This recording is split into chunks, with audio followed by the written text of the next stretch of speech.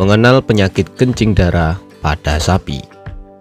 Penyakit kencing darah pada sapi adalah penyakit sapi yang memiliki gejala yang nampak, yaitu berupa kencing darah bolo. Penyakit ini cukup jarang ditemui di peternak sapi. Namun penyakit ini menjadi temuan kasus serius seperti yang pernah ditemukan di daerah Sukoharjo, Jawa Tengah bolo. Penyakit kencing darah menjadi satu penyakit yang cukup ganas bolo. Penyakit ini menjadi ganas disebabkan tingkat kematian yang tinggi pada sapi, hingga dampaknya akan terasa cukup berat bagi kamu yang mengalaminya bolo. Lalu apa penyebabnya? Yaitu parasit darah yang dibawa oleh lalat besar bernama caplak bolo. Bentuk parasit ini cukup kecil bolo, hanya terlihat saat di laboratorium, yang itu membutuhkan waktu beberapa minggu bolo. Sehingga hal yang bisa kamu lakukan adalah mengetahui gejalanya sejak dini bolo. Gejala kencing darah pada sapi dapat kamu ingat diantaranya seperti demam tinggi, sapi tidak doyan makan, kemudian jika sudah parah kencingnya berwarna kemerahan bolo.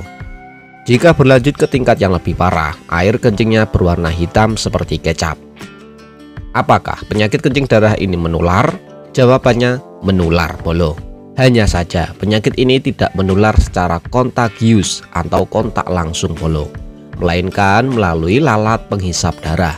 Biasanya saya menyebutnya dengan pitak atau cata dan beberapa jenis kutu yang sering hinggap pada badan sapi. Lalatnya besar tetapi parasit darahnya sangat kecil, tidak kasat mata, dikeluarkan oleh lalat saat menghisap darah melalui moncong pitak ya bolo. Lalu seberapa berbahaya penyakit ini pada sapimu bolo? Jawabannya cukup berbahaya bolo. Ini terjadi akibat parasit yang masuk ke dalam darah sapi, lalu akan merusak sel-sel darah merah sapi.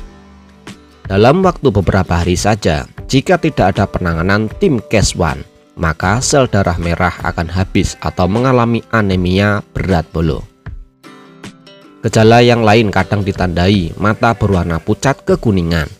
Jika sudah pada fase yang parah, persentase kesembuhan sapi sangat kecil bolo. Lalu apa obatnya?